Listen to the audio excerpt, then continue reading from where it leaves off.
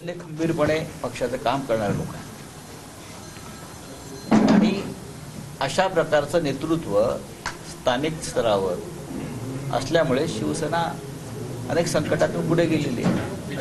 विधानसभा निवडणुकीमध्ये बघितलं तर काँग्रेस असेल किंवा इतरांनी काम केलं नाही, त्यामुळे आगामी निवडणुका स्वबळावर लढू. नाही, मी असं कधीच बोललो नाही की माननीय उद्धव साहेबांनी सांगितलं नाही की काँग्रेस राष्ट्रवादी यांनी कोणी एकमेकाचं काम केलं नाही. भारतीय जनता पक्षाला किंवा त्यांच्या सहकार्यांना मिळालेला निर्णय आणि निकाल हा का मिळाला याची कारण मीमांसा ही वारंवार झाली.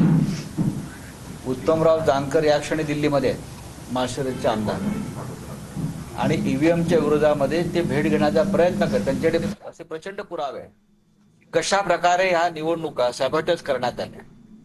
प्रत्येक बूथवर पूर्वी काही लोक बूथ कॅप्चरिंग करायचे, आता ईव्हीएमच्या माध्यमातून मतदार याद्यांच्या माध्यमातून कशा प्रकारे बूथ ताब्यात घेण्यात आले याचा सगळा पुरावा घेऊन उत्तमराव जानकर दिल्लीमध्ये आहे, पण त्यांना निवडणूक देत नाहीत. नाशिकला तेच झालेलं आहे. हो, नाशिकच्या आमच्या दोन्ही जागा शहरातल्या सुधाकर बडगुजर असतील किंवा वसंतराव गीते असतील 100% जिंकणाऱ्या जागा होत्या.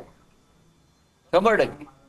तिन्ही पक्षांनी जी जानसे कार्यकर्त्यांनी मेहनत केली, आमच्या लोकांनी मेहनत केली, मतदारांचा कल आम्हाला दिसत होता. तरीही जर आम्ही पराभूत झालो असं चित्र निर्माण केलं असेल तर ते कृत्रिम चित्र आहे. म्हणजे बॅलेट पेपरचे तुम्ही निकाल पहा, कागदावरचे ते चुकीचे होते का? इथे ट्रेंड कळतो तुम्हाला महाराष्ट्रातला काय काय पक्षात. कार्यकर्त्यांची इच्छा आहे का महापालिका निवडणूक सोबत लढावी? मुंबई संदर्भात माननीय उद्धव साहेबांनी एक भूमिका घेतली. मुंबई ही महाराष्ट्राची राजधानी आहे, मुंबईचं राजकारण वेगळं असतं. 14 महानगरपालिका आहे. प्रत्येक महानगरपालिकेतले प्रश्न बांधणी वेगळी आहे. नाशिकच्या सगळ्या कार्यकर्त्यांनी काही निर्णय घेतला, या सगळ्या प्रमुख लोकांनी, आणि तो निर्णय माननीय उद्धव साहेबांकडे गेल्यावर त्या संदर्भात आम्ही निर्णय घेऊ.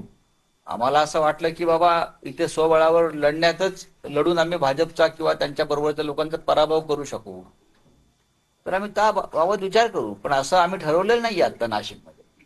हे लोक सगळे ठरवतील, हे निवडणुका लढणारे लोक आहेत. हे आमची कार्यकारिणी आहे, ते कोर कमिटी आम्ही स्थापन केली. हे सगळे बसलेले त्या कोर कमिटीचे लोक आहेत. त्यांनी जर आम्हाला सांगितलं, उद्धवजींना सांगितलं की नाशिक आपण स्वबळावर जाऊया, विचारू.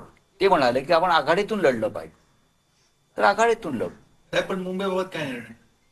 मुंबईला निर्णय परवा माननीय उद्धव साहेबांनी जाहीर केलेला आहे ना. चाचपणी सुरू आहे, लोकांशी चर्चा सुरू आहे. बघू.